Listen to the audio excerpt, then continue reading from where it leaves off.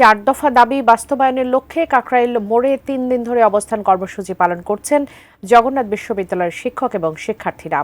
সেখান থেকে আজকের সবশেষ খবর জানাচ্ছেন সহকর্মী সাইফুল জুয়েল। জুয়েল, আপনি সেখানে আছেন, যেমনটি বলছিলাম যে জুমার নামাজের পর অনশনের প্রস্তুতির কথা, এখন কি ধরনের অবস্থা সেখানে দেখতে পাচ্ছেন, অনশনের প্রস্তুতি দেখতে পাচ্ছেন কিনা? আপনাকে বলে রাখতে চাই যে আপনি বলছিলেন যে টানা 3 দিনের যে ধারাবাহিক কর্মসূচি, সেই কর্মসূচি এখনও অব্যাহত আছে জগন্নাথ বিশ্ববিদ্যালয়ের শিক্ষক এবং শিক্ষার্থীদের।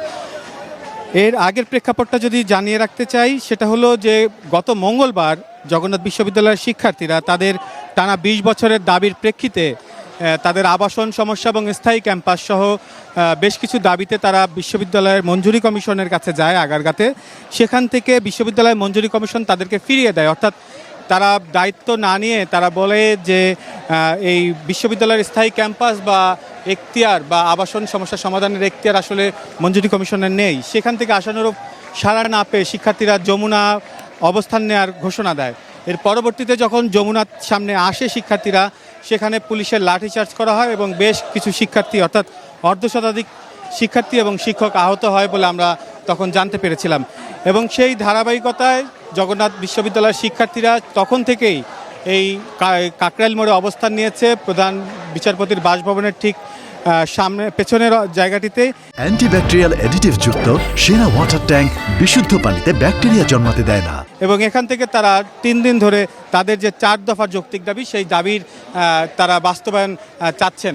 এবং গতকাল শিক্ষক সমিতির সাধারণ সম্পাদক তিনি গণমাধ্যম কর্মীদের কাছে জানিয়েছিলেন যে অনির্দিষ্টকালের জন্য শাটডাউন কর্মসূচি জগন্নাথ বিশ্ববিদ্যালয় অব্যাহত থাকবে, যতক্ষণ পর্যন্ত না তাদের 4 দফা দাবির বাস্তবায়ন হবে ততক্ষণ পর্যন্ত বিশ্ববিদ্যালয়ের অচল অবস্থা থাকবে। একই সাথে তারা সড়ক ছেড়ে যাবেন না বলে ঘোষণা দিয়েছেন।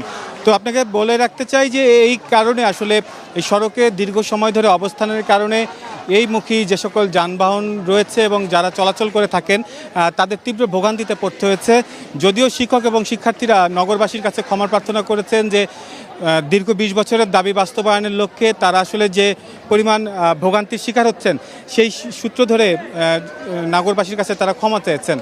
এবং এখন পর্যন্ত আমরা যতদূর জানি এই শিক্ষার্থীরা অবস্থান করবেন এবং বেলা 2টার পর অর্থাৎ জুমার নামাজের পরবর্তী অবস্থায় গণ অনশন কর্মসূচি রয়েছে। এবং সেখানে যদি কোনো শিক্ষার্থী বা শিক্ষক অসুস্থ হয়ে যান, এর দায়ভার কিন্তু অন্তর্বর্তীকালীন সরকারকে নিতে হবে বলে বিশ্ববিদ্যালয় শিক্ষক সমিতির পক্ষ থেকে জানানো হয়েছে। এবং এখানে শিক্ষার্থী যারা অবস্থান করছেন তারা খুবই ক্ষুব্ধ।